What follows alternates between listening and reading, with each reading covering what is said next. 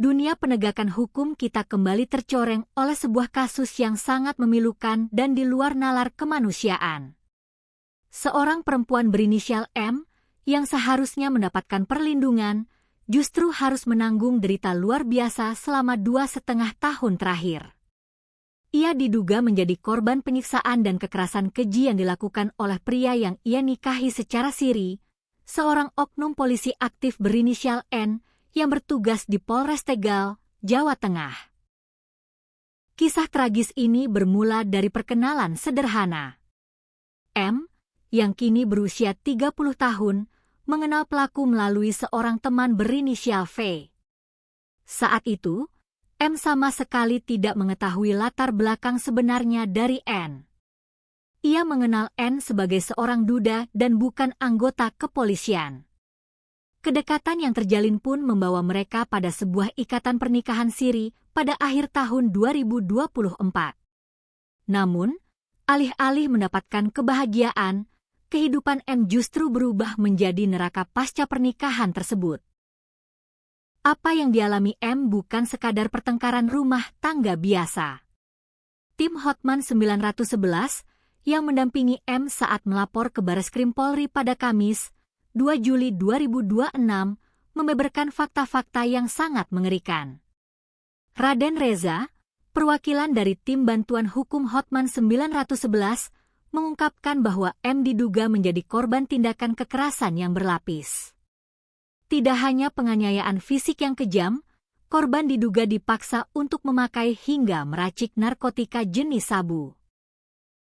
Puncaknya, aksi kekerasan ini mencapai titik terendah kemanusiaan saat korban diduga disiram air keras. Akibat perbuatan keji tersebut, M kini harus menanggung luka bakar yang sangat serius, mencapai 47% di sekujur tubuh, terutama di bagian tangan dan kaki. Saat melapor ke Mabes Polri, M tak kuasa menahan tangis, memamerkan luka-luka yang menjadi bukti nyata betapa berat penderitaan yang ia pikul. Hotman Paris Hutapea, melalui akun Instagram pribadinya pada Jumat, 3 Juli 2026, secara terbuka mengungkapkan sosok oknum polisi berinisial N tersebut. Diketahui, N merupakan polisi aktif yang saat ini bertugas di bagian Reskrim Polres Tegal. Pengungkapan ini menjadi sorotan tajam publik, mengingat pelaku adalah seorang penegak hukum yang seharusnya menjamin keamanan warga. Tim bantuan hukum Hotman 911 menegaskan komitmen mereka untuk mengawal kasus ini hingga tuntas. Mereka menuntut agar seluruh dugaan tindak pidana, mulai dari penganiayaan, kekerasan seksual, hingga pemaksaan penyalahgunaan narkotika, diusut secara menyeluruh tanpa pandang bulu, sesuai dengan ketentuan hukum yang berlaku di Republik Indonesia. Saat ini, pihak kepolisian dikabarkan tengah menangani perkara ini secara serius. Publik pun menanti, akankah keadilan benar-benar berpihak pada M, ataukah sosok di balik seragam ini akan lolos dari jeratan hukum?